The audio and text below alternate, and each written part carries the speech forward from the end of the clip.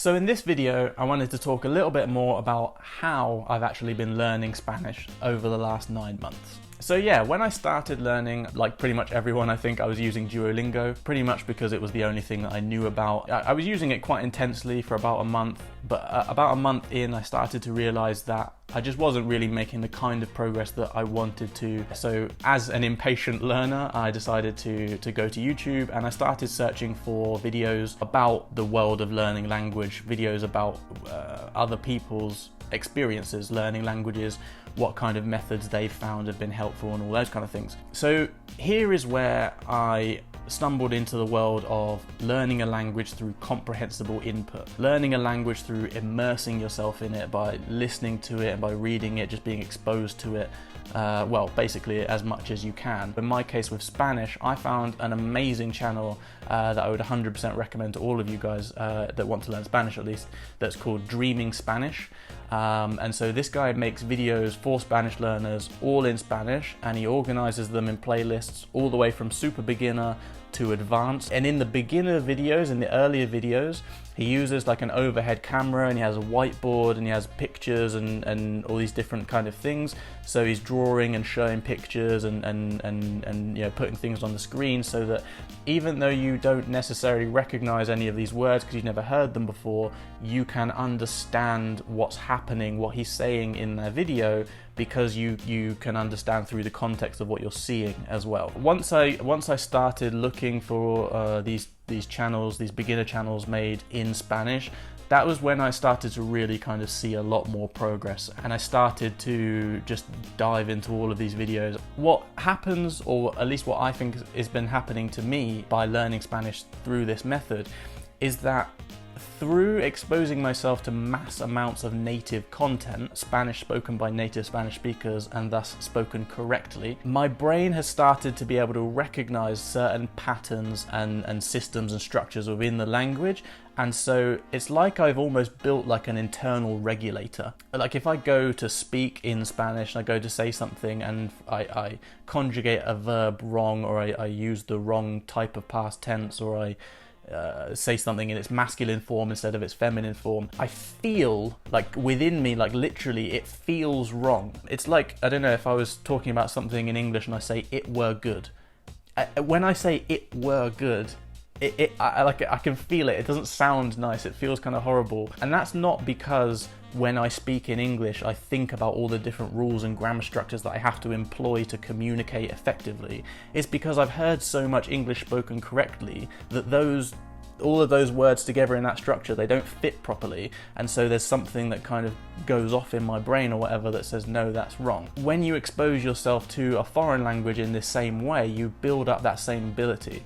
So I feel like now when I say stuff, even if I do say things incorrectly, make mistakes, which I do a lot, I can kind of feel that it's wrong. I second guess myself a little bit, and when I say things correctly, it sounds correct. It sounds and feels natural. So that's definitely, I think, like the most important thing that I've developed, or have been developing through using this system, is this whole idea of this internal regulator. With Spanish especially, on YouTube there is just a huge amount of native content made for beginners to help you get started. But what happens once you start to get used to this beginner content and you start to get a little bit bored of it and you want to do something that's a little bit more of a challenge, or you want to, you know, keep progressing. So once I didn't track how long I was kind of, you know, looking at these beginner videos and what type of content I was using. I wish I had now, but after a few months, let's say, you know, I was barreling through all these beginner YouTube videos, and I was starting to feel a lot more comfortable. I was starting to understand quite comfortably. And so, you know, I felt like I wanted more of a challenge, right? I wanted to start engaging with real Spanish content in terms of, you know, things that were just made for natives, just normal TV and things like that. And so basically that's what I started to do. And me as an overthinker, I know that if I dive too deep into the methodology and the ideas and all this kind of stuff, I will just do that and I won't actually learn. So I decided at one point I was just going to jump into Spanish content and just kind of see what happened. One thing that's really helped me with learning through TV series is looking at what the episode is going to be about before I watch the episode. So now I tend to not do this quite as much because I feel like I don't need it quite as much. But when I first started, what I would do is I would go and look for like a synopsis of the episode, and having a little bit more of an understanding about, you know, what the main points of the story were going to be allowed me to kind of interpret and understand the actual language used to get those points across a little bit better and a little bit easier. And here is where I think I started to stumble across kind of the second, key thing that I've learned through this process. And I'm gonna steal the way that someone else explained it, a guy that runs a channel called Matt vs Japan. In an interview he gave not too long ago, he talked about this idea of developing a tolerance for ambiguity. And I think that's just the perfect way to describe what I was starting to experience when I started to move on to kind of native Spanish content. So the reason that this idea I think is really important is because as an adult learning a foreign language, you're very aware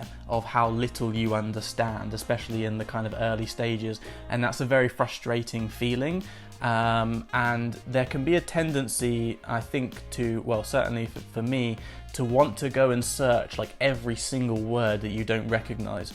And the problem is, it's going to take you 5 hours to get through an episode of a series for one, but you're not actually going to be able to enjoy the content. And that brings me on to the next thing that I wanted to mention. One of the things that I think has been really important for me is when I started getting comfortable with the beginner content and I decided I was just going to start to jump into more real native content, I decided that the most important thing for me was to find content that I was genuinely interested in. The way I was thinking of it was you just replacing normal activities that I would do in my day in English and doing them in Spanish. You know, I watch a lot of Netflix anyway, so it's not difficult for me to want to watch Netflix in Spanish because I would want to watch Netflix anyway. Instead of worrying too much about, you know, if I was understanding the perfect amount of the content to be able to improve, I decided that just to go after stuff that I was just genuinely interested in, because that interest kept me hooked. It meant that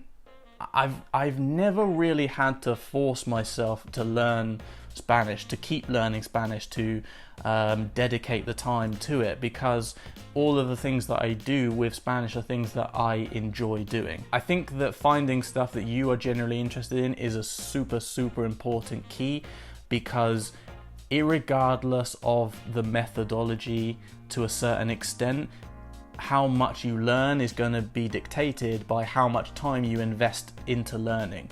And if all of your time spent learning is spent doing things that you don't enjoy, it's going to be really hard to motivate yourself to do that. So the final thing that I wanted to talk about in terms of what I've been doing so far outside of watching things, because most of my Spanish is done through watching YouTube or Netflix. The other thing that I've been doing that I think has been like a real gold mine for my comprehension, my ability to actually hear the words and translate one blur of sound into like individual words and structures and stuff, is I've been reading in Spanish, but I'm reading and I'm listening to the audiobook at the same time. When you have the audiobook playing, it kind of forces you to just carry on with the story, so you're less tempted to go stop and search each individual word. But also you have the native audio in your ear, but you have the words that are written out in front of you, and having that connection, being able to hear and see how the words are written at the same time, I think for me has been really powerful, and it's helped me. For example, even if I hear a word that I don't recognize, usually I would be able to repeat that word. I would be able to spell it if I wanted to search for it, and I would be able to find that word, which before I wouldn't have been able to do that. It would have just been like a random noise that I just didn't know. Only problem is that it's not a very cheap way to learn, because, you know, I'm buying the book and then I'm buying the audio book, you know, so it's a little bit more costly. But if you're serious about improving your comprehension, I would definitely recommend that based on my experience. I guess that essentially is, that was my attempt of a short version of how I've been learning Spanish so far, although I fear this video is probably not going to end up being that short. But anyway, I'm always looking for new ways to learn as well, so I'd be super interested to learn how you guys learn languages, if you do learn languages. Please leave comments below about your favorite methods and what you think about what I've been doing so far. Thank you guys for watching this video, and I'll see you again soon for the next one.